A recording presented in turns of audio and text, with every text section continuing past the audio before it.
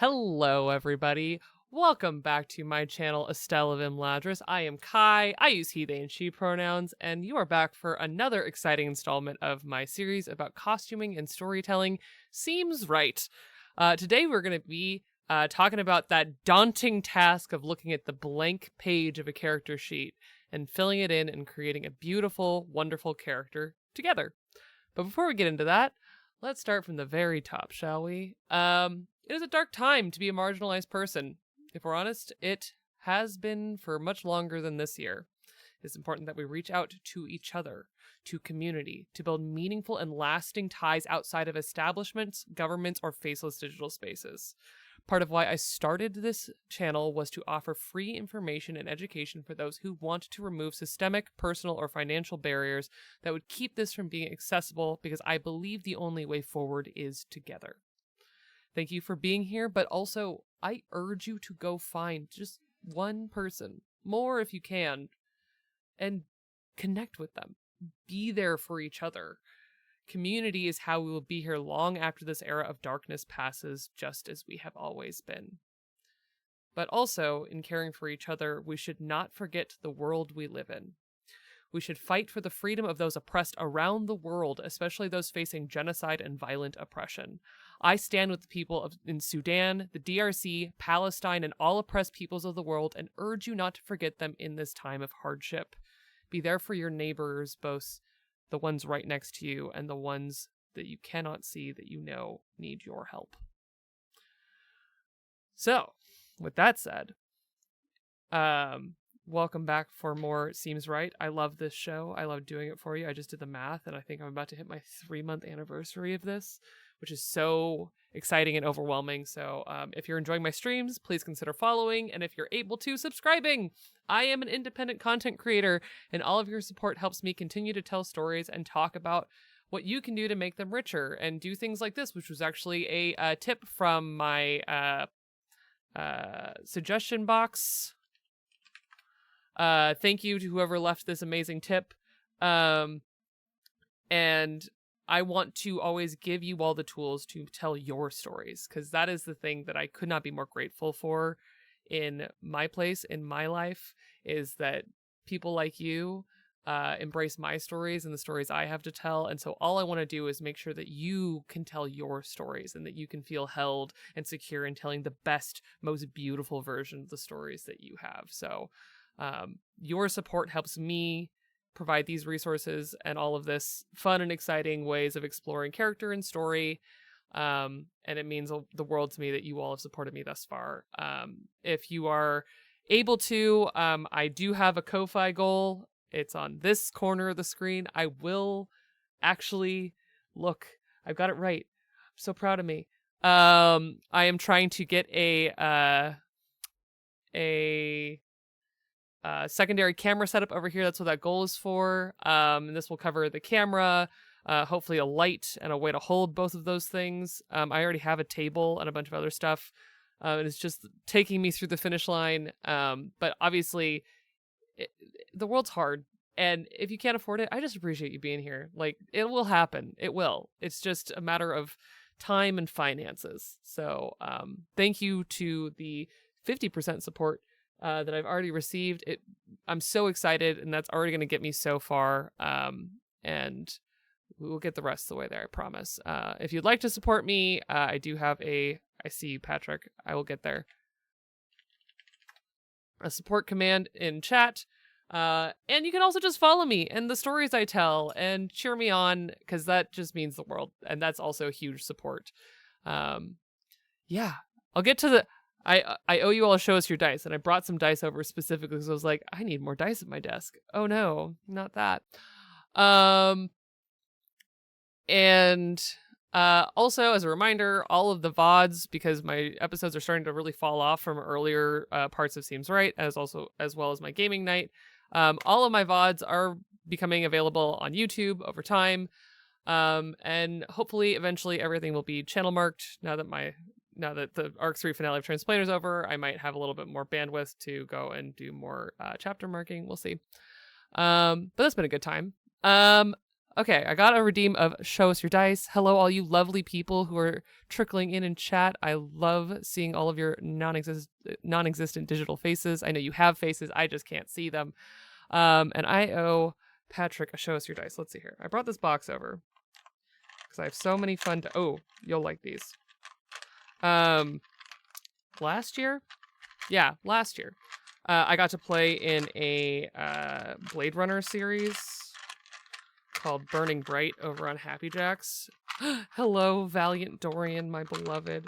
And I bought the real official Free League dice for that. So I have those here.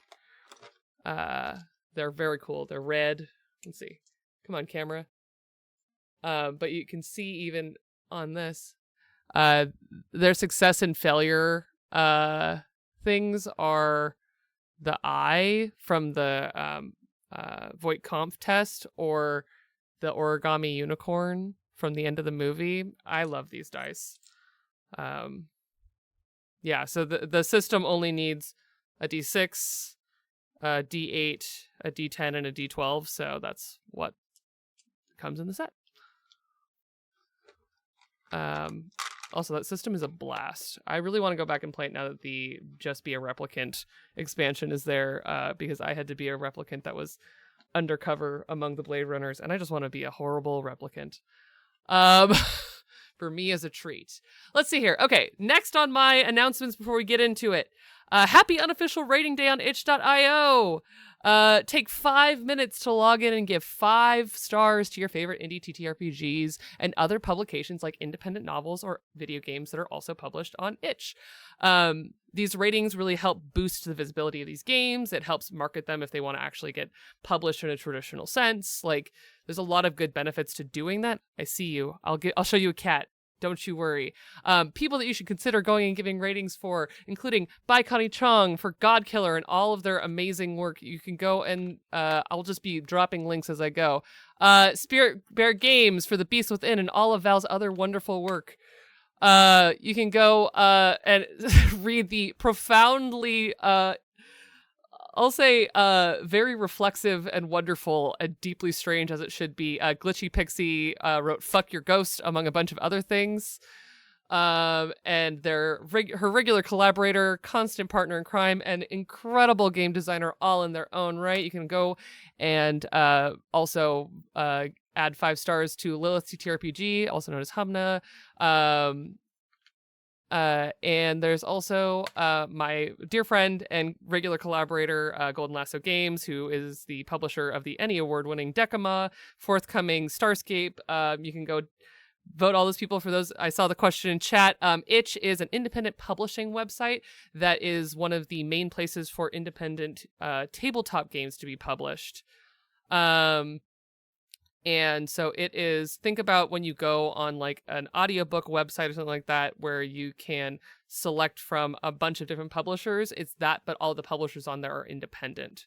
So especially with people moving away from platforms like Amazon, like Kindle and Audible and, you know, all of these like Amazon owned companies, there's a big push to move towards more self-publication on sites like itch. So going and supporting these artists is such a big deal. You can also go support Azura and all of their amazing work. You see Azura in chat. They have made some pretty amazing and fun games. Go and play independent games. Today is a really good day to be reminded that indie games are just as fun, more accessible, and support individual, like there's so many more marginalized creators in like the itch publishing space than you will find in mainstream tabletop publishing still to this day. So you can also fight systemic inequality and access to storytelling by going and playing indie games. I could stay on this high horse for a very long time. So yes, Itch is a wonderful website. You should definitely go and read these games. If you've played them, please consider giving 5 stars to the game designers. It means a lot, and you'd be supporting amazing creators like my dear friends in chat. Yeah. Okay. So now let's get into it. As I've been kind of pumping ever so slightly in chat, but I'll do one more reminder while I talk about it a little bit.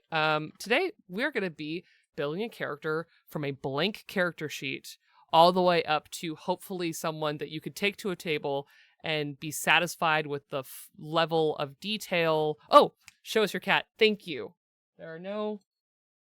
I've done the check. There are no cats loitering around my feet, so I will pull up a picture of a cat instead. I have a cat folder. I have a button. Imagine just the power of a cat button. It's so good. Let's do... Oh my gosh, I love this video.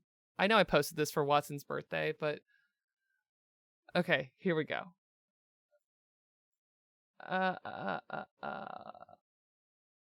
Look at him. Here we go. It's baby camera time. Oh, what's that? A baby. Nope, there he goes.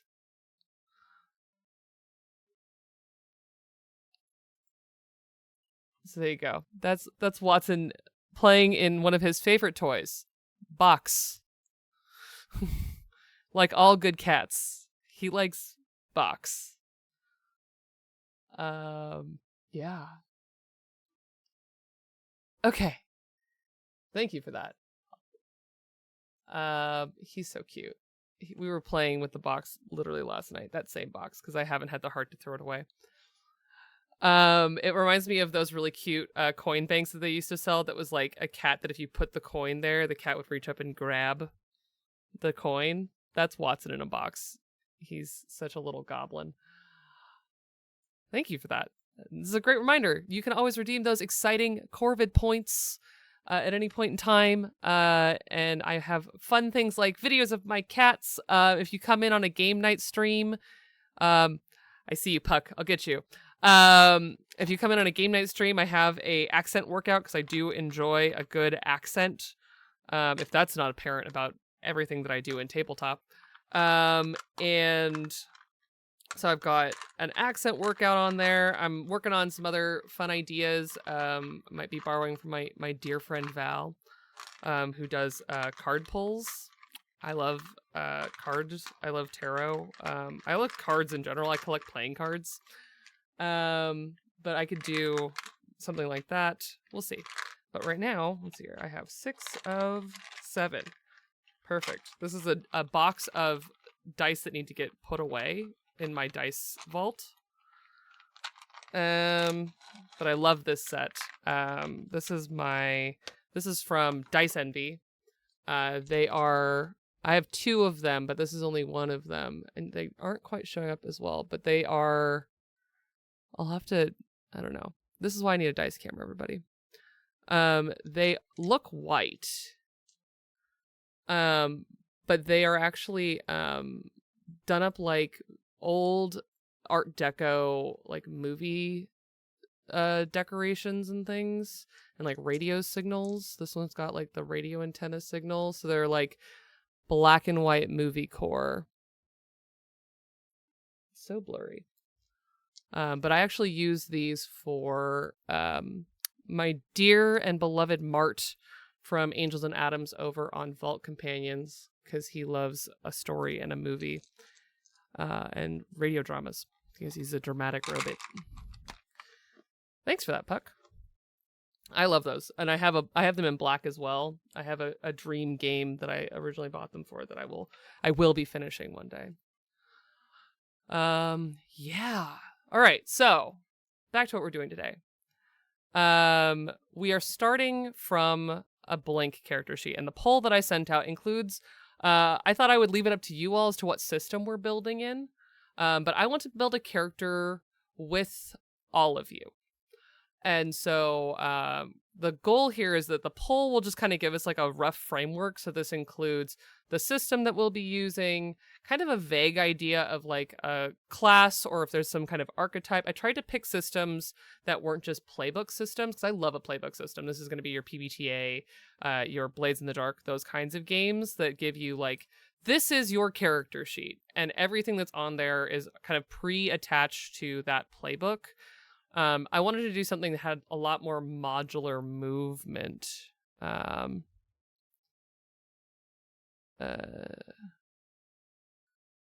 I see your question, Indie Wander, and I will get back to you on that. I will not lose this question. I have copied it and put it elsewhere. But when you are back, hopefully I will answer this question for you. Please get some rest. Okay. So, you know what? Let's see here. For everyone, so you can actually hear the question, how far do you push costuming into fantasy? Like, if something doesn't exist in real life, how do you try and root it in some reality, and how much do you relate it to the real world? I'm a big believer in, if you have a concept, like an idea that you have in your head that you love, just find a logic as to why it exists within the universe, especially as far as like design goes. If it fits the vibe, like, don't, in a world of hyper reality, don't make your character a floating sun head and just legs. But if it's like a clothing choice, if you are in a world where there is magic available to you, there are so many ways to justify something existing in a world. So I'm a big believer in finding the middle of like what is narrative driven, in that, like, going back to what I was talking about in the fantasy stream about being able to craft metal with magic, like they did for what they ended up doing for Wheel of Time for Moiraine for season 3, which I looked into that piece, by the way, and that piece is so cool because it's actually made of words, because it's literally made of like belief and spell. It's extremely cool. But that kind of metal work only being able to be done by people who would be able to do magic. It's the whole like advanced technology is almost indistinguishable from magic.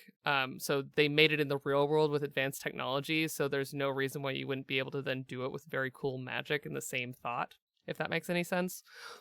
We'll get a little more into kind of stretching the reality of the narrative to include cool imagery and things like that. But basically, I'm a big believer, especially in high fantasy, that the sky is the limit. So long as it fits the story, which is always my caveat on practically everything I will be saying today. So thank you for that question. I hope you get lots of rest. In the meantime, everybody, don't forget to fill out that poll, because as soon as I'm done talking about the explanation as to what we're doing today, I will be going in and closing it, because I need the things that are in there. I won't be closing it. I take that back. I'll be closing it soon after. Okay. So in there is systems that include very modular character builds. So I chose Dungeons & Dragons, specifically the 2014 edition. The poll link is right there for you, Puck. The One Ring, Star Wars, the official Fantasy Flight system, and Daggerheart, all of them are like multi-layer character build systems. So you're picking your skills, you're often picking features and abilities. You very regularly have some kind of equipment and things like that. So those are the different system options. I'm gonna probably go with the one that is the most popular of the poll, but I do have like secondary choices in case there's kind of muddy waters there. And then I have archetypes, which are going to be your like class ideas generally. I specifically picked ones that are archetypes of characters that I would enjoy playing. That are the kinds of characters that I would build, because we are building a character together. But at the end of the day, it has to be a character that I can explain and dig down into, which I do for most things. But I thought it would be fun to build a little guy that I love. And then the reason why they adventure, because adventuring isn't something that people just get up and do for no reason. And then the big broad strokes. Setting ideas, because they have to exist in a world. And I know that 2 of these are existing IPs, and really like D&D also has its own existing IP as far as like the setting. But even within that, I could take all of these setting ideas and put them into those existing worlds already, because these are ones that I'm very familiar with. I'll get to your question, Bliss Derby, in just a second. There's party type, because again, you're not building in a vacuum. This character is meant to be at a table with other people. And and then just like some general vibes to kind of flavor our character and settle down into who they're gonna be. But with a caveat on all of this, which is that Blister being asked if I would play this character at some point, and the chances are very low on that, because you'll notice I asked all these very specific questions. And for me, the joy of tabletop is creating a story with the people at the table that you are going to be telling the story with. And that goes all the way back to the 0 session, to character generation, to who you're playing with, what world you're playing in. And so this is a conversation with not only the other player characters, but the GM, with the system, with all these things. So I am actually really not a big person who will sit and just build characters in a vacuum. I know this is a thing that a lot of people do, is they'll, go on D&D Beyond or into their, Demiplane, Roll20, and build characters, that eventually they hope to put in a game, which there are plenty of settings and places where that is entirely the right thing to have done, where you are going to like Adventurers Guild and they have like certain boundaries, and other than that, anything kind of goes, and you need to come with a character and an idea of what you're doing. But because of the kinds of tables that I play at, it is more helpful for me to show up with an open mind as to what story we will be telling and what setting we are in and who I am playing with.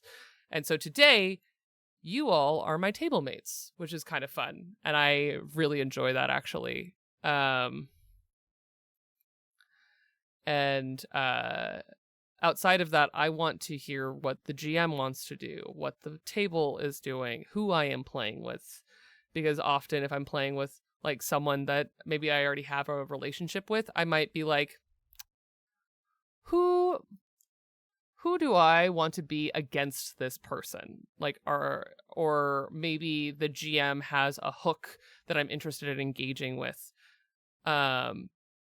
So that is kind of my caveat on all of this kind of like freewheeling character building. It's a very good practice to be in. It helps kind of understand the system, especially if it's one that you would like to play one day. But I don't build characters just to build them. I might build like an NPC, but even if I'm building an NPC for like my home game or my other home game or whatever, they serve a purpose. They have a place in the world that they need to be built into.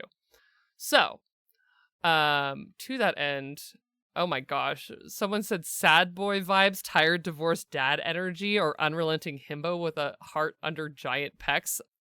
Oh my god, whoever wrote that, you're my hero. Totally a good vibe for me. Okay, so all of that being said,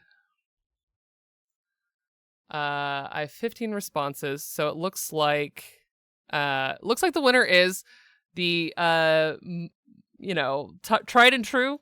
I will open my window. There we go. Screen. Zoom in, because we want to actually be able to see it. There we go. So the tried and true winner is Dungeons and Dragons 5th edition, the 2014 edition, which means I will be using one of my favorite accessibility tools. You heard it here, folks. I think the digital tools are accessibility tools of D&D Beyond. It is the reason why I ever started to play tabletop, frankly. So I am a tried and true believer in D&D Beyond. So we'll be using that. I have a bunch of source books and stuff that we can pull from, because even though I don't play it on stream very often, I do play a lot of Dungeons and Dragons still. And then I'll take these other ones under advisement for maybe some future fun. We've got some votes for Daggerheart, which is near and dear to me. And then the Star Wars official system and the One Ring system also got some love there. So let me pull up the D&D system stuff. Come on, minimize. Thank you. Oh, look at those people. Who put those there? All right. let's look at, oh, what's this? There we go. So, Dungeons and Dragons. We're going to look at now kind of setting ideas, because if we're going to be in a D&D campaign with this character, we need to kind of locate it in a vibe. And it looks like the far and away the number one is not far and away. There's one there. We can kind of combine some of these ideas. This was just kind of like broad, overarching like setting ideas. So a renaissance, an age of innovation, a time of abundance like early Arcane or the early MCU, a time where things are about to begin, which is also a very fun place to start a campaign. And then the next one is looming peril, like there might be a war brewing or happening, and or maybe we're in the middle of an apocalypse. I find it very interesting, a moment of abundance mixed with like a slow creeping apocalypse or something like that. We're starting to basically describe my home game setting, which I think is very funny. And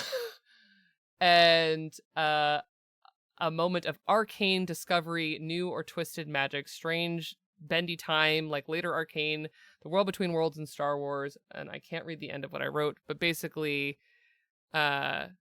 new and interesting magic blooming. I think those are three really generative concepts to kind of hit the ground running with. So we are entering a fantasy time, because I'm going to use D&D as written, and we'll talk about that because it's kind of important talking about like how to then build a character around is are you playing in a rules as written campaign, or are we reflavoring things? Are we, how are we going about it? And I think you should always reflavor stuff even if it's rules as written. But like I've played in a prohibition US prohibition game set in San Francisco that was Dungeons and Dragons. I've run a post-apocalyptic game using Dungeons and Dragons. And so trying to locate within the like the infinite possibilities of creativity. Thank you for the hydrate. Where our setting is. So I think I'm actually going to kind of angle us into a little bit my home game setting, just because all of these things actually do really fit that, which is really funny. So it is a time of plenty and abundance where there's, free trade and open engagement among all the peoples of the world, as far as oh my god, Prohibition Star Wars, Patrick. We'll come to that later. And also a time where there is some kind of ambient peril. And I think maybe the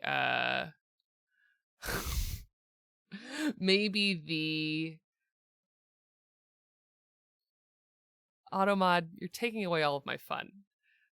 It's fine. There was a comment that was given about what jazz is called in Star Wars, because, prohibition and jazz music go hand in hand, but in Star Wars they do call it jizz. And Automod made it so that post did not go through. So I'll just say it. Thank you for that. So in this time of plenty, there's kind of like ambient peril. I think that it should be something more, I had wartime in here if we were doing like Star Wars, but I think it's going to be more the like something magical has gone a little awry in this world. And so in this time of plenty and abundance, there's something a little off, and everyone is kind of noticed. It's that like Cold War edge. But also there's like a desire to build and use this new arcane discovery to save everyone, right? Twitch heard me. Oops. Whatever, Twitch. It's a form of music. How dare you? God. I could make so many jokes about Star Wars word choices. Okay, so I think that is a good setting kind of framework. And now we're gonna go over to the party type, a ragtag group of unlikely heroes. So that's definitely the winner. So doing something like thrown together. I have on here Dungeons and Dragons: Honor Among Thieves, Rogue One, or the Thunderbolts. These people that are just kind of shoved together into a situation that makes them all work together, which I think are always so funny. I'm a big fan. I've been in multiple, games like that. Just like, oops, we're all here. That's why like you go and you explore these kinds of things where you make messes. My favorite stuff is always messy people who kind of work, and then eventually, surprise, they do work as found family. Everything should always be surprise found family. Okay. Next is vibes. Ooh, we liked the lanterns. I just went and found some really beautiful, like, aesthetic pictures. And the winner far and above was the lanterns, and then like the forest with the long shadows. So I'm feeling very like dark fae. Especially with the like storm and lightning and like colors. I love all of these images. So we're gonna kind of just hold those concepts in our heads so that as we kind of whittle it down, we'll have that aesthetic in mind, because aesthetic can also inform your class, your background, all that stuff. So this is all really great. So let's hop over into D&D. Ooh, I like whoever voted for Fame and Glory as a reason for adventuring. That's fun. Okay. So we're building in Dungeons & Dragons 5th edition. We're going to say our character's name. I always do this when I build D&D characters. I have like a stand-in name. We'll say, seems right character. And we'll come back and name them. I promise. Oh my god. Dark Fae. We'll get to that. I have played a Dark Fae. It's a treat, honestly. I'm gonna leave everything open. I'm gonna largely say this is rules as written, but like rules as written for 2014, which is the ever expanding. There are so many rules, you could just kind of pick what you do. So I'm gonna litigate this the way I do all of my home game characters, and use some of my table rules that I use for D&D to make it more fun. I will censor myself because I make everyone do XP level up because I'm a monster, and I'm going to keep it to milestone even though it doesn't matter for this conversation. I'm just ratting myself out. We're going to do manual hit points because they're more fun for me. We'll allow feats and multi-classing requirements. I'm just going through all the stuff that makes D&D characters all happen. And we're going to keep it for us. Great. I believe in ignoring encumbrance and coin weight, though, because I'm not here to tell people they can't carry things. Just be reasonable. Okay, so the first thing they want you to choose is your class. So let's talk about classes and vibes. It looks... Oh god, we've gone fully off the rails about talking about Star Wars jazz. You're not wrong. Okay, so our winner is the Seasoned Burnout, which is your like veteran, fallen hero, jaded hero type, which doesn't quite fit into one specific D&D class. I thought that was a really fun vibe to draw on, so I'm gonna also kind of tie in our roguish outlaw gunslinger. Oh no, not a old seasoned gunslinger. Who would play one of those? Never happens. It's never happened to me a day in my life. How dare you accuse me of that? I will not be building Zynon. I've already built Zynon in D&D. He's a blast. We're building a character together. So, chat, my dearest, most beloved chat. I'm thinking for a roguish outlaw, like seasoned burnout, we could go like rogue. I also do love like a warlock, or maybe like we could do like a paladin or a ranger. Like what are you feeling? What are you feeling? I will not be building a gunslinger. I do not like that subclass, so don't you worry. I'll be I'll be thinking more like a someone who is more like roguish. Like I love the idea of like a swashbuckler in this kind of setting of like what does it mean to live in a time of plenty? Because inevitably, in a lot of times of plenty, there are still like people who need more, and it's why I love pirates as a theme. Let's see here. We've got Warlock, who's had enough. I love Bard is my favorite rogue. Puck. I've also played Bard as my favorite rogue. You're not wrong. I think I want this to be a caster just because I think that in a time of like arcane creation, being able to participate in a party of like ragtag people and be able to say like, I like magic. But maybe I'm not like the wizard or the cleric of the party. But someone who has an attunement to magic in this moment would be really fun to play as just a like, like a way to engage with it without being the authority in the party. So yeah, this is me just kind of like letting you in on the way I think about like building party dynamics and kind of always trying to find a way to yes and the world building that is being offered. And so that's why I've asked all these questions about the world building. I know you don't like warlocks. I love them. Let's see here. Okay, so I've seen Artificer, I've seen Warlock, I've seen Bard. I'm thinking, gosh, Bards are really fun. I haven't built an Artificer in a while, and I do love them.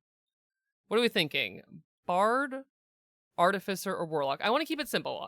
Let's not multi-class. Let's start with one straightforward one because the point is that I want to explain then how to take all these mechanics and turn them into a character. So let's not get bogged down in the mechanics per se, other than walking through how to do it. So I'm thinking Bard. I think I can make a poll. Hold on. No, wait, how do I do that? I can. All right. Putting a poll in. Bard, Warlock, and I'm going to leave it up for 3 minutes. Let's go. Everyone vote. And you get Corvid points, I think, for doing it. Isn't that fun? And wherever this lands, that is the class we will choose, because then we're going to move forward and build out that character. I decided like level 4 is a good starting place. That's where I write a lot of my one-shots, is like between level 4 and level 6. So we'll start there. It's thinking, wow, we're at a dead heat here. Oh my god, it's now a 3-way tie. This is so funny. All of these are classes that I love so dearly that I've definitely played significantly. Wait, Lena, did you vote for Warlock? Are you feeling okay? We have this debate often. Yeah, your screen name is Lenaficer. Anyways, so as that goes, we will vote one more time once it runs out. It's still going.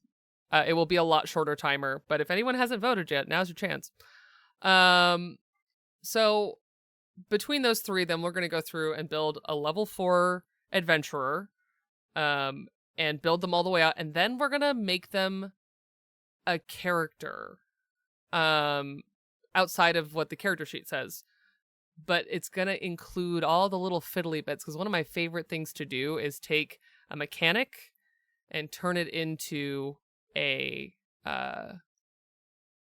visual, make it mean something within the character's design, so that when, you know, your character, I played an Eldritch Knight whose majority of of his magic casting was through ice.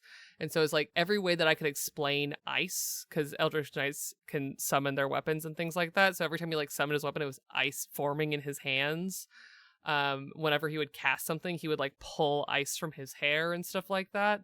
And so like finding ways to flavor it in a way that is meaningful and consistent, because nothing beats the moment where you can explain what someone is doing without saying the mechanics, right? And so like I played Hoshiro, who was a warlock who used tattoos to cast his magic. And so like he had a tattoo that was 3 coins on his wrist because he had Thief of the Five Thief of the Five Fates. I think is the name of the feature. This was in Tales of the Valiant. And he would pull the coins from his wrist and flick them at people and cast Bane using the coins. And then they would go back into his skin when the spell wore off. So all of these little pieces kind of help craft stories so that when I say he reaches for the coin tattoo, people who've been paying attention know that he's about to cast Bane. Instead of me saying, and he's going to cast Bane, which is also fine, but it's less flavory. And I love the flavor. All right. The Artificer has won the day. So we will be building an Artificer? Artificer. I love Artificers. So this will be really fun. Add class. Level 4. We'll talk about proficiencies and all that stuff in a second. Let's talk about specialist. What kind of artificer they're going to be. For this world, I'm very interested in artificers, partly because, again, it is this time of like arcane creation. It is a renaissance of magic. And so to have someone who is, like the 7th vote on here is someone who's passionate about their craft. So it's like, imagine a seasoned, burnout, roguish type person who is passionate about their craft. That is what we have made, right? And so now we have to explain why they're passionate about their craft, what they do with it, and how it affects their way that they interact with the world. And I'm picturing someone who's a little older to have that like burned out energy, someone who maybe like fought in a previous war. And yeah, a little Chetney is a burnt out, but he's not really burnt out. He loves what he does. I love Chetney because I love anyone who's good at their one thing that they do. And he's good at 2 things. One of them is ripping his own flesh off, though, and becoming a werewolf. The other one is just making wooden stuff. I love someone who's really normal and licks wood every opportunity. Yeah. Okay, so back to our budding character. I'm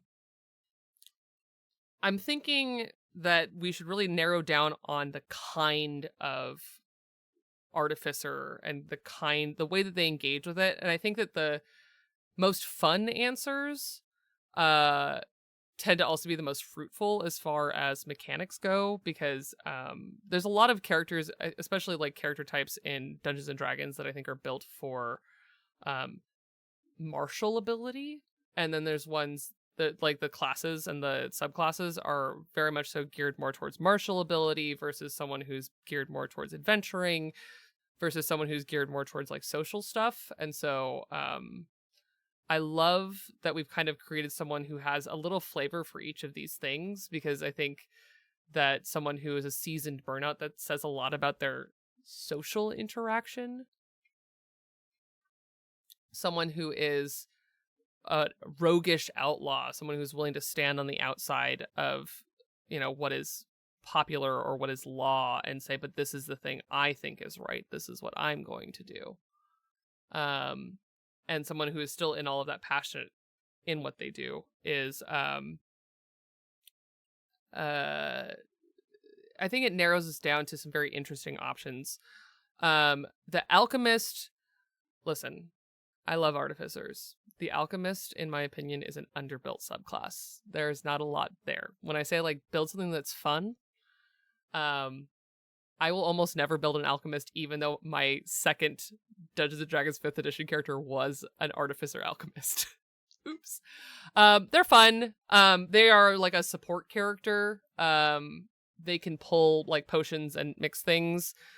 But at the end of the day, like a lot of it, the most fun parts of that are flavor and not really mechanics. So it's like, who's going to stop me from just like pulling potions out of my pocket? They don't have to mechanically mean anything. I could just like be like, here, drink this. It'll make you feel better. And the thing it makes you feel better about is someone made you something and not really health. And then there's the artillerist, the armor, and the battlesmith. Now, I have beef TM with the artillerist. I don't really want to build one today unless someone really wants me to. But my beloved subclasses of Artificer are the Armorer and the Battlesmith, so I'm going to make another poll, and we're going to keep talking about this. But I am going to leave out the Alchemist because of all the reasons I just named.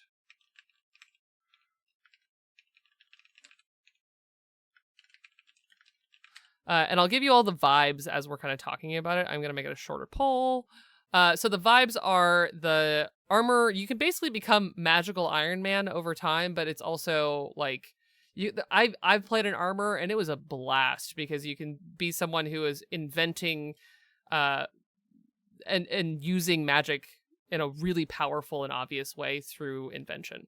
The artillerist is kind of the same thought, but it's instead of using themselves as the thing, you're not Arcane Iron Man. You are building a gun over there that does magic stuff that sometimes is not great, but that's a whole mechanical problem. And then Battlesmith it's an Arcane Paladin. I love them very much. They have a built-in ability to have an Arcane Familiar. And gosh, they have smites that they can do. They can add their intelligence into damage rolls, things like that. So it's someone who's made to do very combat forward magic, whereas like an armorer is more on the outside of their armor. They're less battle forward. But in their armor, the armor is the thing that allows them to be battle forward, if that makes any sense. So our subclass poll is going. And we will get into the subclasses individually, the subclass that we choose in the end. So it's looking like it's coming down to Battlesmith. Battlesmiths are super fun. And they're Arcane Paladins. I don't know what to tell you. I think that they're very cool. The only thing that they don't have are divine smites, but they can cast other smites. So it's a whole thing. And again, I think it's really fun. All of these for the like burnout thing, I think are very fun because you could be like, oh man, I already did all of that. And now I'm going to use magic to do it differently.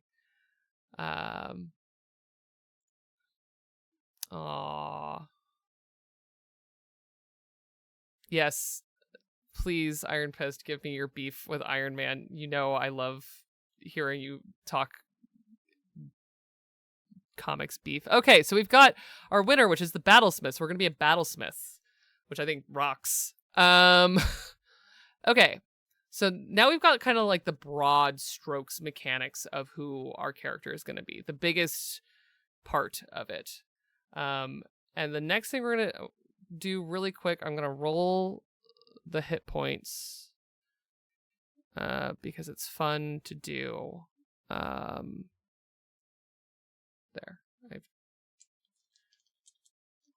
We've got 11, 17, 25 rolled hit points. Apply. Great. Right now, because we have no bonuses, it's just 25. We'll get there. And then I'm going to come back. So you'll notice that I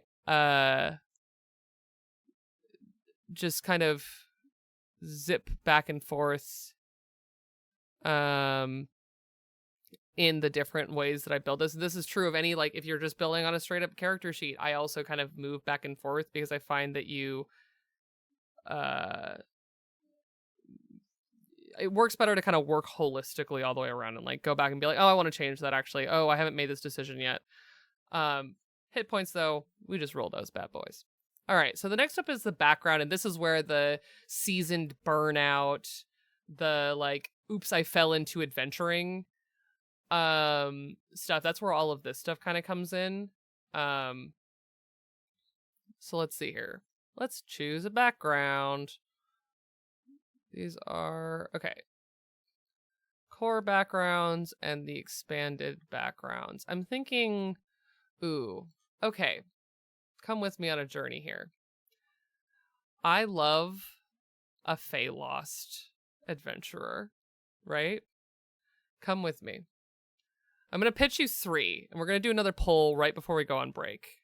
My pitches for you are Feylost, Criminal, big fan of a criminal, and what was the other one that I was like, that would be really fun?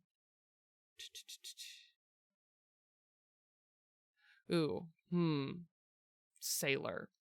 Those are my pitches to you. I will take others as well. You've got a couple seconds in chat to kind of pitch me other backgrounds. Yeah, a Feylost cowboy burnout artificer. Come with me on a journey. I'm starting to have a vision, everyone. And I promise all of this will turn into something. But I want you also to take away from this that, like, building a character should be really fun. And you should be excited about the possibilities and choosing between a bunch of excellent things. All right. Here's the backgrounds. Wait. Any other... Okay. Here we go. I'm going to put the poll up. And this will be the last thing we do before break.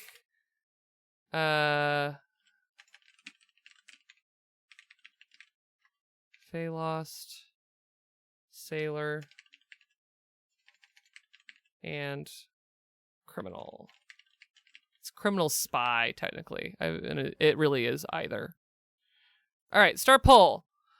So the thing about backgrounds in D&D, especially in the 2014 edition, they only kind of matter, but I love them for flavor. And also, like, a little bit of mechanics that give you information. Okay, so let's talk about Feylost really quick, because it is a very niche background. It is the idea that you got lost to the Feywild. Someone actually suggested in here in the setting ideas a Fey-type world. And I'm thinking, what if we take that idea and instead give it to a character and have them grown up a little bit in the Feywild, and maybe that's part of why they are the way they are. The mechanical benefits that it gives are deception, proficiencies in deception and survival, a tool proficiency, and a language, which I pretty much always make Sylvan, so that you can talk to Fey. And then your background feature is that your mannerisms and knowledge of Fey customs are recognized by natives of the Feywild, those who see you as one of their own. Because of this, friendly Fey creatures are inclined to come to your aid if you are lost or in need of help in the Feywild. This is from Wild Beyond the Witchlight, I believe, and flavor-wise, I just love someone who is really from another place. Blistarbean, to answer your question, I do both. I kind of go, I know it's not really a clear answer, but Blistarbean's asking, do I start with a narrative and pick mechanics to match, or start with mechanics and build a narrative to connect the pieces? I do kind of both. I very rarely, unless the system is really open, like something like City of Mist, I very rarely will come into character generation with a full concept already done and ready to go. I also have to do that with Zynon for the Chaos Protocol, because we are building them into new realms. It's more about how do I make the mechanics do what Zynon can do, that can support what he does, versus the other way around. So we did pick Feylost.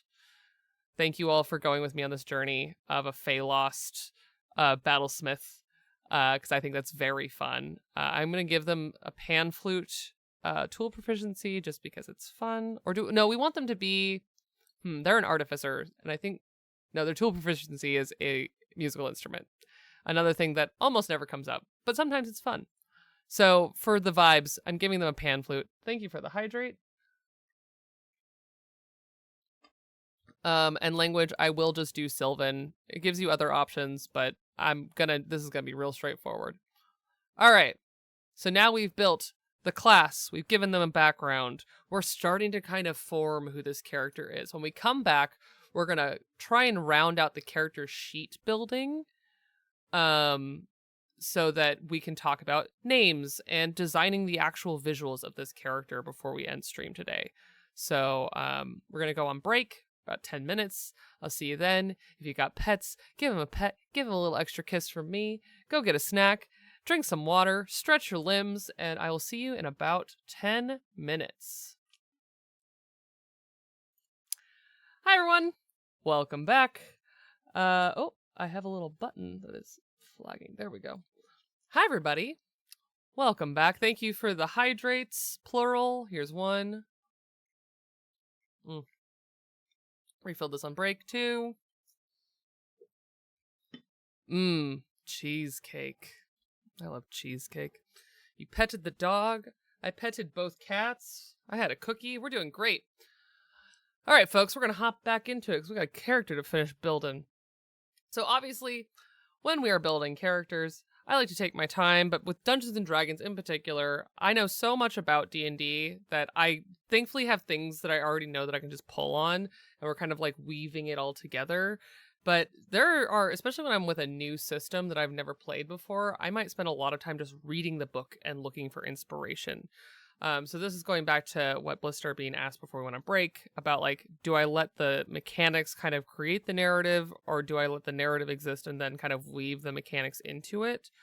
My favorite thing that I like to do is read the book and kind of have a vague idea as I'm reading the book, or like keep in mind the campaign that I'm going to be joining or the table that I'm playing with, and kind of have those things in mind as I'm reading the mechanics, so that by the time I kind of understand how the game might work. So for example, for this last arc for the Chaos Protocol, this is only a minor spoiler. It's a mechanical thing more than anything else, which was I was reading the playbook that immediately I knew when I was reading the system, Court of Blades, that this was obviously Zynon, which is the Hawk playbook. And the Hawk is meant to be the like Falconer Ranger type playbook for that game. But in there was something that I was like, this is really fun. And I think this would just be neat, which is that because it's called the Hawk and they're kind of meant to be a like Louis XIV royal falconer and hunter, one of the mechanics is a bird. And so actually Dante the carrion crow came from Zynon's playbook of being the hawk in Court of Blades. And all of that came from me trying to find fun ways to integrate the mechanics that exist in the system with the story that was being told. So the kind of to round it back around, saying that like Zynon, for those of you who don't know, like was a bird farmer essentially. The raptors that we talk about are giant birds. They're basically chocobos. But bigger, dangerous, I guess. But overall, like he's very drawn to birds and bird imagery, and just kind of where there is bird, he will probably go. And so I thought it would be really fun to give him mechanically a bird within the system. And we never used the mechanic for it, but like, that's fine. It's more like exploring the mechanics generated this interesting idea. And so I love knowing the mechanics of the game so that then I can take them and play with them, which is part of the reason I pitched Feylost for our Artificer. So we're going to go back. I'm going to show you the screen over here. Because one of the things I love about the Feywild in Dungeons & Dragons is you never really know when you're going to come out if you're just a normal person. And I love the idea of a character that is partly burnt out because they are out of time. And this is just stuff that I know from jamming a lot of Dungeons and Dragons. Also, hilariously, currently I do have NPCs who are lost in the Feywild from time slip. So it's something I think about often. But the Feywild time, it's an optional mechanic, but it's one that I absolutely adore, which is that time doesn't quite work right in the Feywild. Because why would it? It doesn't need to. The world is different. It is in constant twilight. There's a bunch of other strange things about the Feywild, so why not also make time weird? And there is, if say you were building this character cold and wanted to just go off of pure randomness, there is actually a table you can roll on to see how time dilation and the Feywild works between the material plane and the Feywild. So all of this is to say, knowing the mechanics helps inform the story you can tell in this case. And so my pitch for this, the background of Feylost, is that our Artificer, when they left this world, it was not a time of plenty. It was not a renaissance of magic and creation where there was free and open trade, and also before this ambient apocalypse, this looming destruction. It's before all of that. So they're from a time before when everything was different, which is why they could easily be burnt out because the world that they knew was pretty much gone. Like I like the idea of there being touchstones of the familiar, and this would be something that, you know, as a character going into a ongoing narrative, I would work with the GM to say like, hey, how far out of time can I be? Is that something I can even do? Because some GMs, it might like ruin their ability to tell the story they want to tell. But a lot of times the answer will be yeah, including that, like, if you wanted to play an elf in D&D rules, you could have lived as long as this person was lost to time. Like, it's easily done. Elves, dwarves, even gnomes, like, live for a really long time, even just mechanically, rules as written in Dungeons and Dragons. So, playing a character that has slipped through time, through the Feywild, and spent time in the Feywild delights me as a kind of counterpoint to a world of plenty and a world in Renaissance. I always like playing characters who are a little bit discordant to the world around them. So if everything is doomy and gloomy, I like playing characters that are happy to be there. And if everything is like bright and shiny and wonderful, I like playing characters that are like, yeah, but like this is fine, I guess. Are family and friends included in things that changed? I love the idea that they're lost enough. Maybe they were lost with more than one person, that there are things that are unfamiliar, but they're also still the familiar to give them something to want to do outside of just like being angry that everything that they knew is gone. Yeah. I'm going to zoom in this page. I'm so sorry we've gotten this far and you're looking at little squigglies, because we could be doing this where you might be able to read it a little better. I'm going to go one more even. There we go. So we've got our background. There's some stuff we have to finish in our class sheet, but we're going to move forward and then we'll come back because we're going to do their origin. I love origins. Okay, we're going to close the current player's handbook ones. Okay, so there's so many lineages in Dungeons and Dragons. There are so many. So I'm just going to start to kind of narrow it down to really fun ones. Ooh, Lena's pitching a sibling. I'm not upset about that. One of the things I was thinking about when I was putting together the like poll sheet was like, I'd love to do like a Hansel and Gretel type character. Not the children's fairy tale version, but actually the totally ridiculous Hansel and Gretel Witch Hunters movie. Something that I weirdly think about often. Okay, so as far as lineages goes, I'm thinking someone who maybe... So some pitches that I have of ideas that would be fun for flavor and fun to play. I love a changeling. Someone who is Feylost, who didn't start as a changeling but came out of the Feywild as a changeling. Extremely cool.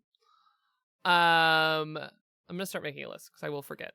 Okay. I love...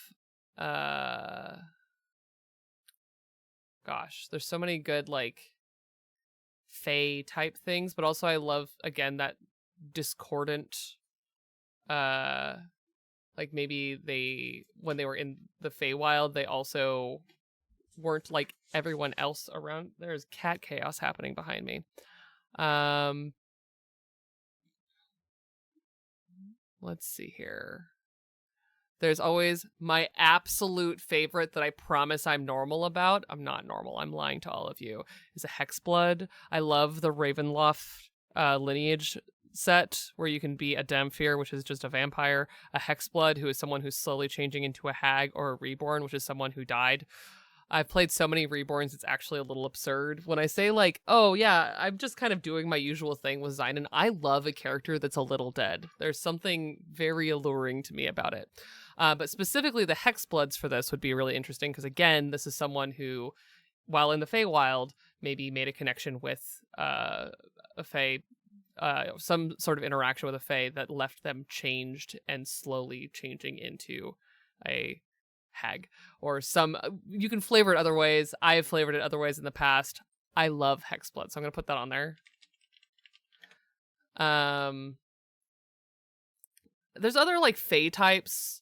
There's like satyrs and owls, Harengon, technically centaur, all of that stuff. But those just aren't as alluring to me in this context.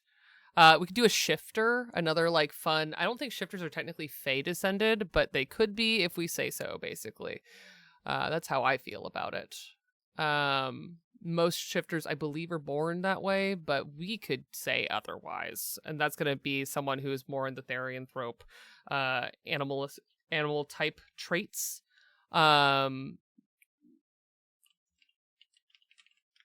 Ooh, yeah. Azra, Razorclaw shifters. Remember when? Yeah, and I'm going to pick one more lineage just to give us quite a range of things. Okay, completely different pivot. I also love the idea of the Bicentennial Man, and characters that see the world change around them, and they have not changed. So my final pitch, I will take others in chat before I make the poll. I will take two more. But I will also pitch Warforged, which are like the robot people of Dungeons and Dragons. So those are my pitches. Before I make the poll, I will sit here and I will take other pitches. I see Owlin. I do like an Owlin. Half-elf. Classic. Love a half-elf. Ooh, I do love an elemental. The elemental options are always wonderful, except I'm always underwhelmed by the water genasi. That's just me. I'm always weak for an artificer who is a fire genasi.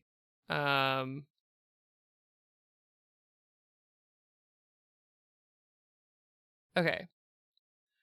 These are all really exciting. I'm trying to build towards the plot of what we're looking at. Some of these are super fun to play. I will play Kenku anytime, any place. A creature who naturally has the ability to mimic. I love mimicking things. It's scary and fun for everyone around me. But I will say, okay, so I saw elf.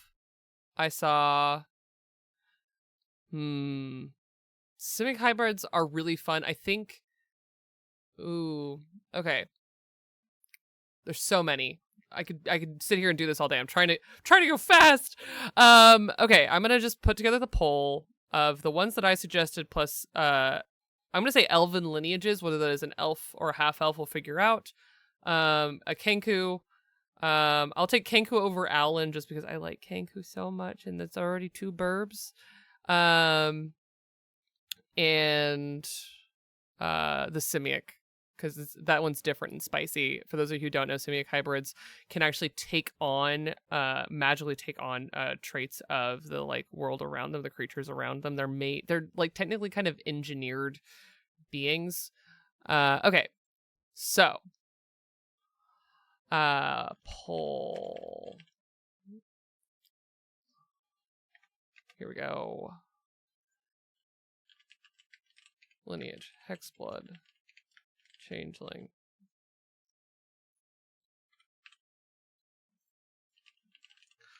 Oh, it only lets me do 5. Okay. Hexblood, Changeling, Warforged, and then I'll say animal, and we'll decide if that's like a shifter or if it's a Kenku or something like that. An elf, and I'll include the simic hybrid in animal since it only lets me do 5. We're gonna have 3 minutes to decide, and go. There's some really, really wonderful options all there. And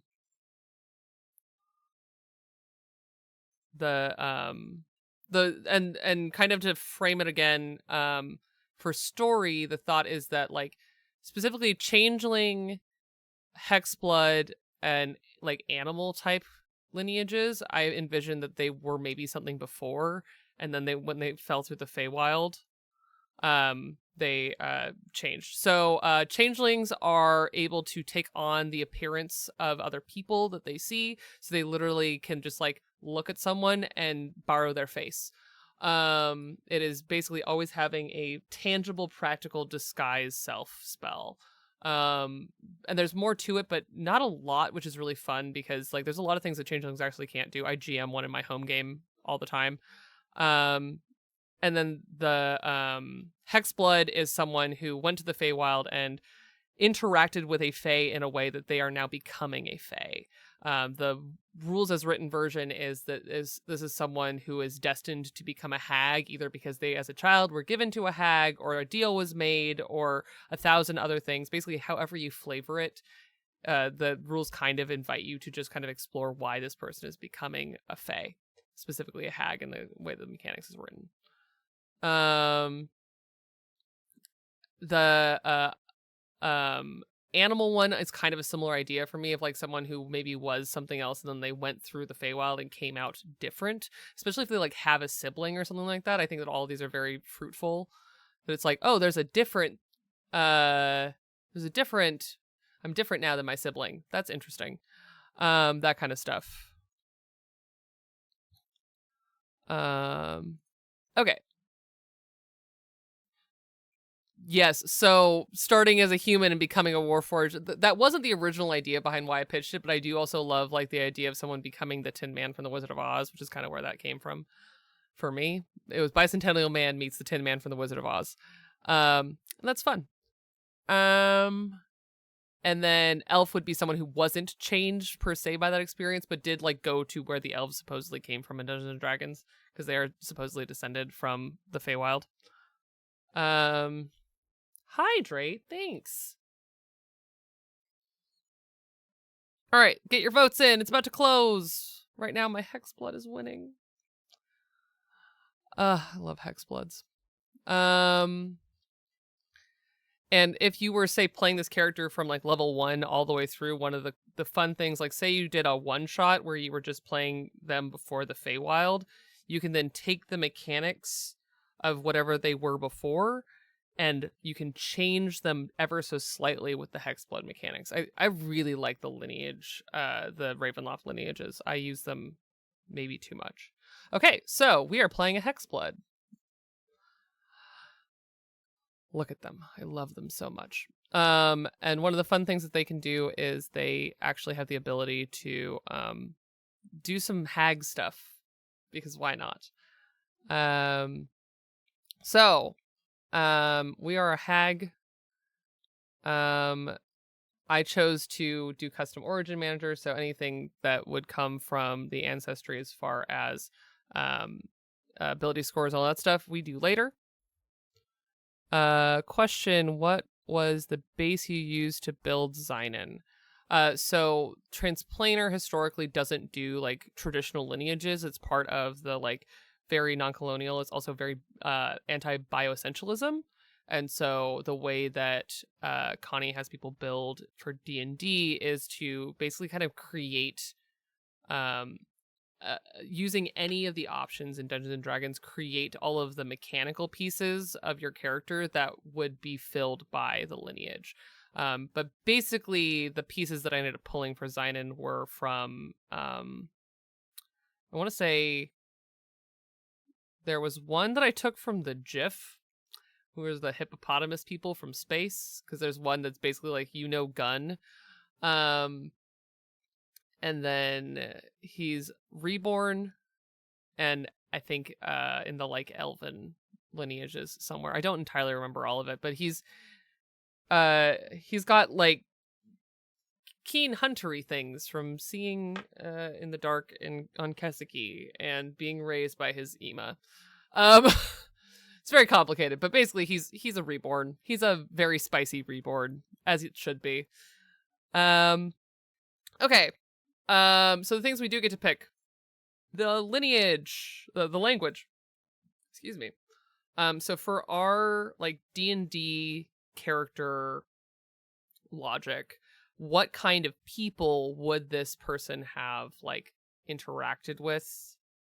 I think this goes down to deciding like who they were before. And I love the idea of pulling on them being like a half elf from before. So I'm gonna say like not only do they know Sylvan from being lost in the Feywild, but let's say also that they know Elvish from being raised as a half elf. I think that's a fun starting place to go with that. And for size, that makes them medium if they were a half elf before. For those of you who don't know, D&D all player species basically they range from tiny, which is I think only the fairies are tiny, all the way up to medium, which is just like how much space you take up basically. But it's also, there's a lot of other things that plays into for combat, because basically D&D is a very fancy combat simulator. Ancestral legacy. So you get to pick some stuff basically because we're building this from zero. And I'm going to say skills from before. So we have to decide who this person was before. So this is, again, where it goes from, like, kind of work it around. We go very mechanic heavy for a little while. And then we go, like, okay, now who was this person? What did they do before they fell into the Feywild? And I'm picturing, like, let's see here. What's our reason for adventuring? Fame / glory, money. The top ones are, oops, I'm saving the world, I guess. And that goes to the like Feylost, oops, I'm back again. On the run, always fun, big fan. Curiosity, breaking out of this small town, and duty to family friends. Okay, so this is all leading me to the like sibling story where I think that maybe they were from a small village and something happened that they fell into this other into the Feywild somehow years ago, like years and years and years ago. So I'm gonna say and it'll tell you like, oh, these are ones you already have from this other stuff, so great. From before, I'm gonna say that they maybe were already kind of a little roguishy outlaw before they were now. Yeah, very Alice in Wonderland, Wizard of Oz, Narnia. Yeah. Oops, now we're heroes. So I'm gonna say sleight of hand, always a really good like. Oops, I'm a little pickpocket skill, and let's go. Okay, so what are the other character archetypes of interest? Roguish outlaw, passionate about their craft, seasoned burnout. We've definitely got the seasoned burnout thing in spades, I think, from what we've built so far. Roguish outlaw, pickpocket, and then like passionate about their craft. I'm tempted to say Arcana, even though I think that's also an option for Artificers. So I'm not going to do that just because we're going to min-max a little in that we want to build a character that has all of the things that are available. It's not really min-maxing, it's just story maxing. Let's be silly. Let's do something fun. Let's say nature? Yeah, I love nature. Let's be good at stealth. Roguish, gotta have stealth. There it is. I knew we were gonna find it. Hexbloods also have fun things that they can do, like pull a piece of their hair out and use it to send messages. It's a whole thing. It's a very fun time, and then you get to pick your Hex magic spellcasting ability. So because we're an artificer, I'm just going to keep it simple and say it's also intelligence, because that's the spellcasting modifier for artificers. Wow, I'm good. Okay, so we've done all that. They do a fun thing that most humanoid creatures in Dungeons and Dragons that are player characters, their creature type is humanoid. But as a Hexblood, your creature type is Fey. You are mechanically Fey. And I just think that that's neat. Okay, so now we've done all that. Let's do abilities really quick. I'm going to roll them. I have a thing about it where basically if you don't reach 72 total, it's not fun, but I love rolled stats, so I do both. I also like the reroll the ones rule. I do all of these things, but we're going to start by just rolling them live here on D&D Beyond. I think Reborn technically count as undead, to answer your question. So we're just going to speed do these, even though I don't believe in digital dice, but because I love you all, we're not going to sit here and watch me roll dice unless these are terrible, which they are. Okay, then there's an 18. That's what I get for yelling at it, that it's terrible. Add them all up in my little calculator so that I don't have to think that hard. Okay, they reach 81. This is a playable character in my book. So, now we're going to divvy these among their abilities. So, I know in the min-max world, I should make intelligence their highest stat. I don't think I'm going to. I don't think that's the character we're making. I think we're making a charismatic artificer. What do we think? I think that that's the right direction.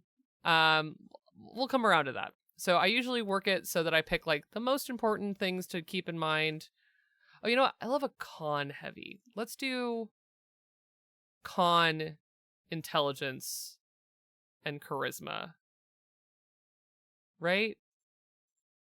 So I'm going to say 15 is going to be the intelligence score.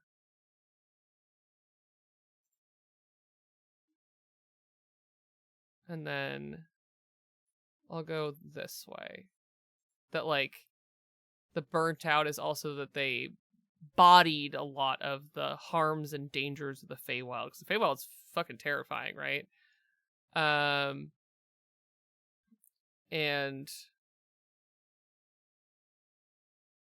yeah. And so just like you have the idea that like being charismatic to survive in the Feywild really is alluring to me. And then for them to have like okay strength or okay dex and okay, and then someone to go through the Feywild and have low wisdom, as a person who's played someone who was a Feylost and had garbage wisdom, I think it's really funny because it explains how people are charmed by Fey, because if you have low wisdom, chances are you're going to be charmed by fucking everything. So maybe I change that around, because they did survive, and I do want that like I've been here, I've done this energy. So maybe I move stuff around. So the con is a funny idea, but I think I'm going to move stuff. Especially, I see you, Lena, building a character in chat. That's so funny. Okay. I'm gonna go intelligence. I'm gonna do wisdom, intelligence, con. Yes. Dex, strength. And now we have anti-charisma. Yeah. I think this is really funny.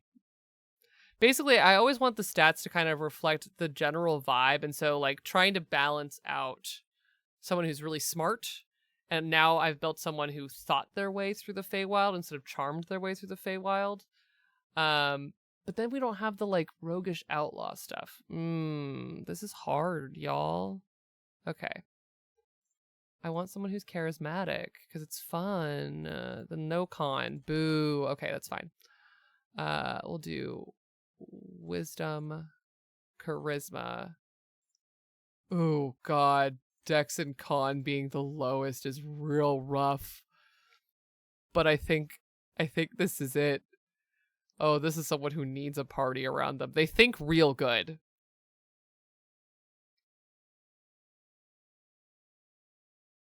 Yeah.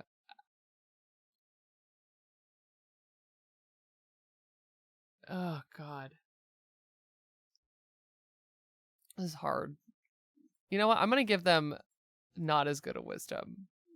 Right? Oh, this is so hard. I'll do wisdom. You know what? Charisma. Con. Oh god, that's so hard. Okay. Okay. I think I'm gonna say this is it for now. Apply bonuses. All right. Because otherwise I'll be here all day. But this is the kind of agonizing that I do. Okay. And now for the ability scores. This is where I also go like, what were they good at before they were an adventurer? So I'm gonna say this is where more dexterity is gonna come from, and maybe more charisma, which gives them totals of. Oh, they don't need more charisma. That's ridiculous. I'll say this is dexterity and wisdom? No. Oh. Thank you for gifting a sub. Thanks, Flynn. You rock. This is so hard. I think I like high dex, raised dex. I can't really call it a high dex. Yeah, and I'll bump the charisma one, and we'll be good. There we go. There, that's reasonable to me. I'll take it for now. Okay. So now that we've done all that, now we gotta go all the way back to the class and finish out the class. Proficiencies. So now that we kind of know who they are, I'm gonna give them that Arcana. I'm gonna say that they know a lot about history because they survived it. And I'm going to give them. Let's see, if they were from like a rural village kind of situation, again, very like thinking Hansel and Gretel. I love the idea that they were like skilled in carpentry, not wood carving, carpentry. Yeah, because then they are able to then almost like Geppetto style do stuff in the Feywild as well and like make interesting things. And that's where their Steel Defender, which is the like companion creature for Battlesmiths, could come from, is that it's a wooden Steel Defender, because I reflavor stuff all the time. Okay, we got our Artificer infusions, which is a mechanical thing. These are all things that you can basically make, and you can have 2 at a time, I think, at this level as an Artificer. They're bonuses, you can make items, there's a bunch of stuff that you can do. They're all listed here. I have them memorized, and I love you all. It would take so long for me to sit here and go through all of them, so I'm just gonna pick some for now. If this were a character I was playing, I would go through and agonize over every single one of these choices. Do that. We'll do enhanced defense, enhanced weapons. It turns things into +1, +2 bonuses, that kind of stuff. Replicate magical item. Give them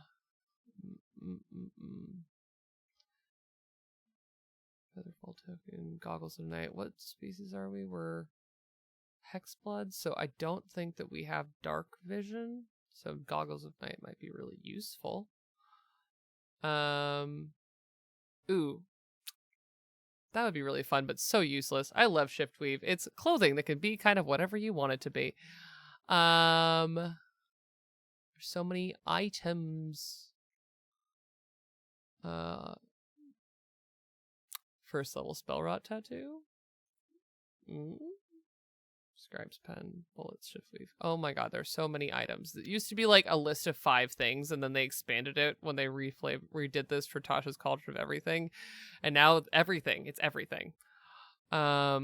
Which is exciting, but a little bit like, okay, it's been a minute since I built an Artificer.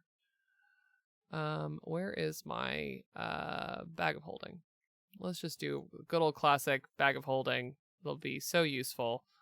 And we'll do a returning weapon. You can only have 2 of those up at a time, so it's fine.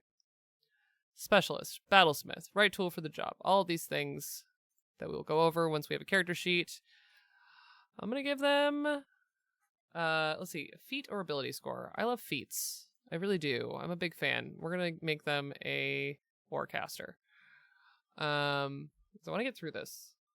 We're almost done, so I'm trying to go fast. I apologize. I love building characters, and we can do more of this soon.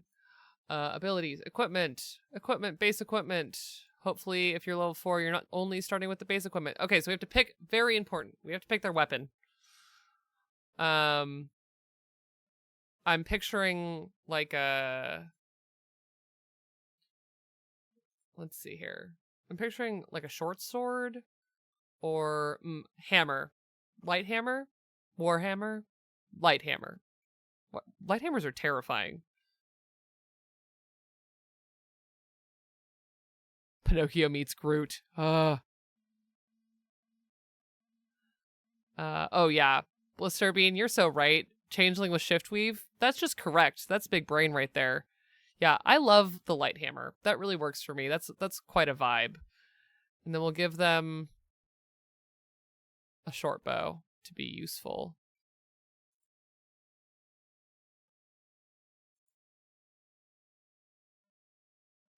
Okay. And then, I love scale mail. It is noisy. But I'm trying to think, this person is pretty stealthy as just a like personality trait. So I'm going to say no on the scale mail because it does give you disadvantage on stealth. We didn't go through all of that time learning to be stealthy as a child. All right, we've done it. We've built a character, everybody. Okay, let's look at the character sheet. Let's talk about how to turn this into a character. I'm going to zoom out. I know it makes it so you can't... Actually, no. I'm going to not zoom out. I'm going to expand the page. There we go. Great. So we have all this stuff. We've now built a D&D character. Fully built, flushed out character. We have made a amazing Artificer, Hexblood, who got lost in the Feywild when like a long time ago with their sibling, and came out changed. Started as a half elf and came out changed as a Hexblood in a world that is of plenty when they were at a time where it wasn't that. So we've already created quite an interesting story. But who are they? What do they look like? Where do they come from? I tend to, when it comes to naming characters, which I will also, we should name this character. When it comes to naming characters, I like going into like who they were, where they came from, where did they get the name? Did they give themselves this name?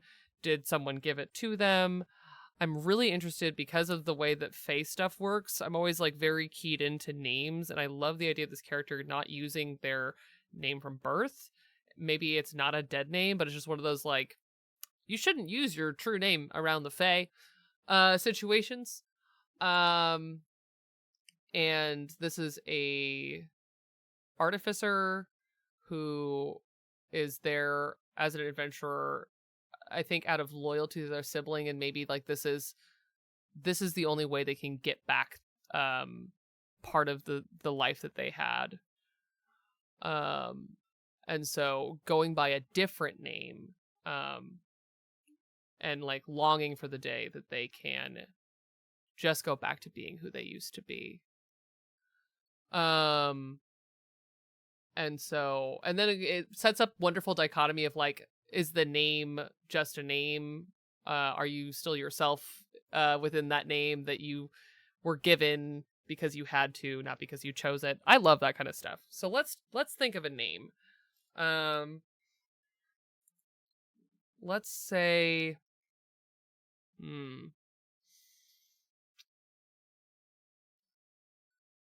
ooh, thinking a childhood nickname that's slightly changed. That's delicious.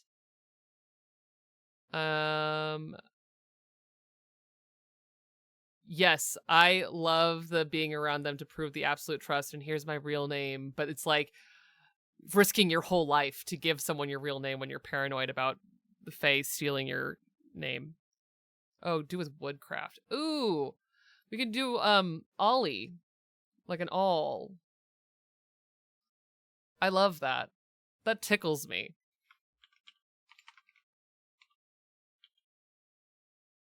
How would I spell that? Because all, like an awl.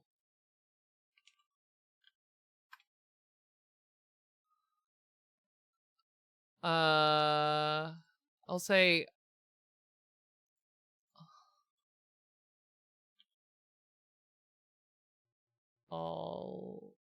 Awlee.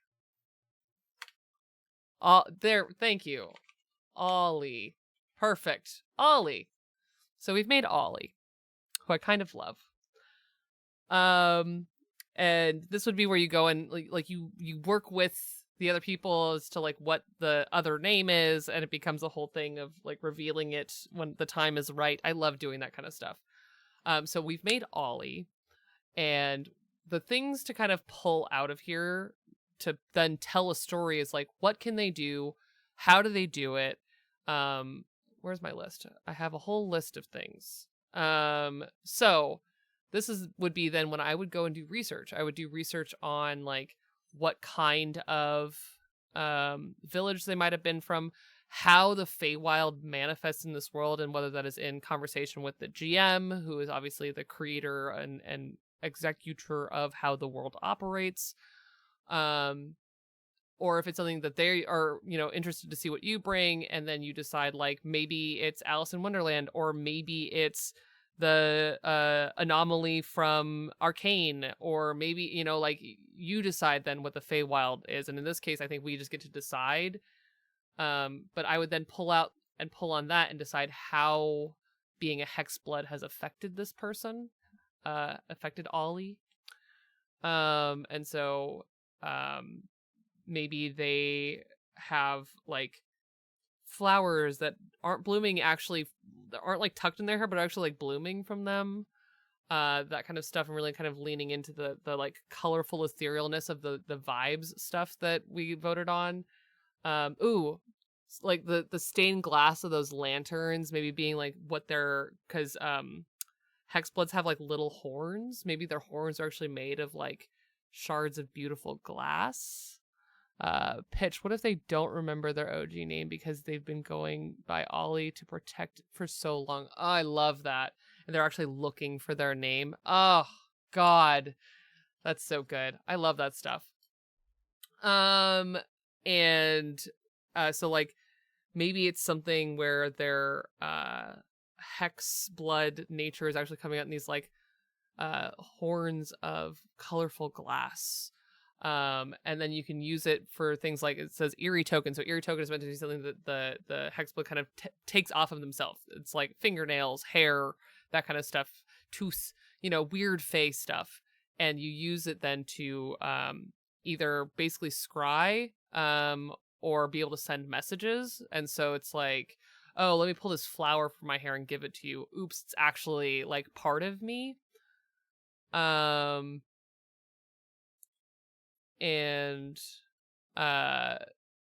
that would be something that I would go and very specifically decide like what that is. I would also, if we had time, go through and build out the spell list and decide how they cast their spells and what that looks like as like a wood carver, also like what their steel defender is. I'm loving the idea of a wooden dog. I'm like really invested in the idea of a wooden dog that kind of looks like a bramble, and maybe their name is Bramble. Something like that.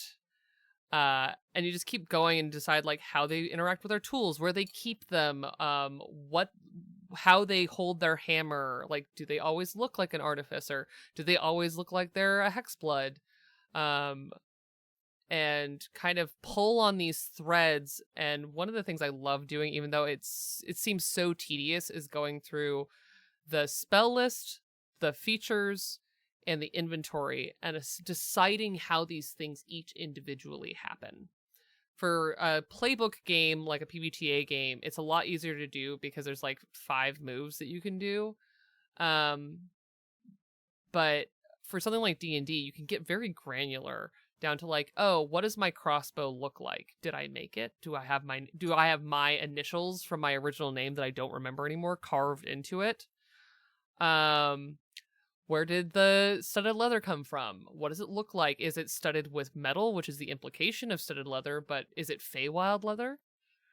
All of these little pieces, how many ways can you layer in the mystery of the name, who they were before, what they're doing to, why they're doing all of this to save their sibling or save themselves, save the world that they were a part of before they got lost to the Feywild.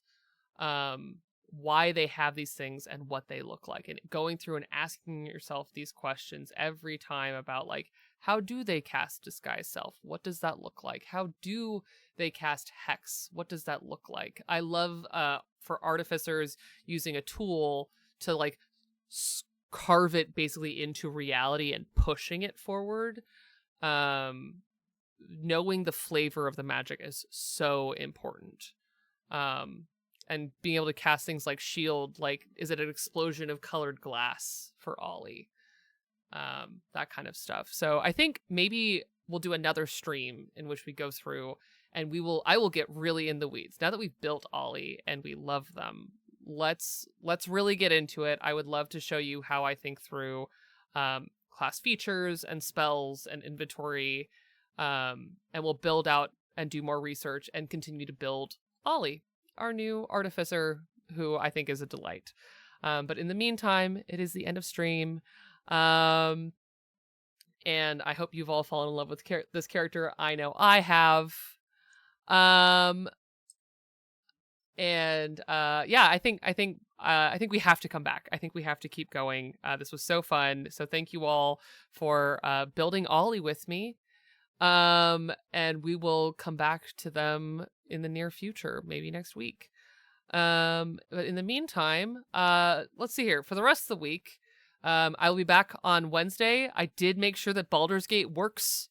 That DirectX thing apparently is really common for streamers. And we will be back playing our other community-built character, Aspen, our tiefling druid in Baldur's Gate 3, having a good time again talking about how to imbue your characters with story and find ways to pull on story even in things like non-tabletop role-playing games. I almost said tabletop role-playing games. Baldur's Gate 3 is basically D&D, but it's not quite. And then tomorrow you can catch me over on the Wounded Warrior Project for the season finale. It's season finale week for me, y'all. I'm going to cry again tomorrow. Season finale of the Fourth Age, Book 2, over on Wounded Warrior Project, where our fellowship is about to go and face the Mouth of Sauron, hidden deep in the wasteland deserts of Rune. I'm very excited. And that will be the finale for this book, but book 3 is already planned. It's going to be a really good time, and it's going to be such a climactic finale. So tune in tomorrow at noon Pacific, 3 p.m. Eastern, and then don't forget, we still have Lori's House coming out. We had the 3rd episode drop last week. You still have time to listen to that before next week the 4th episode comes out, but the story is really starting to expand. We have seen now why everything is happening and how to explore memory with love and the idea of becoming who you want to be by exploring your memory. Thank you for the hydrate. And then, yeah, there'll be episode 4, but in the meantime, you can always go back, listen to 1 through 3, listen to them for the first time, maybe listen to the second time. You don't know, you might hear something different. And I'll see you all tomorrow for the Fourth Age and on Wednesday for Baldur's Gate 3. But in the meantime, have a wonderful night. Thank you all for this very fun stream. I'll see you soon.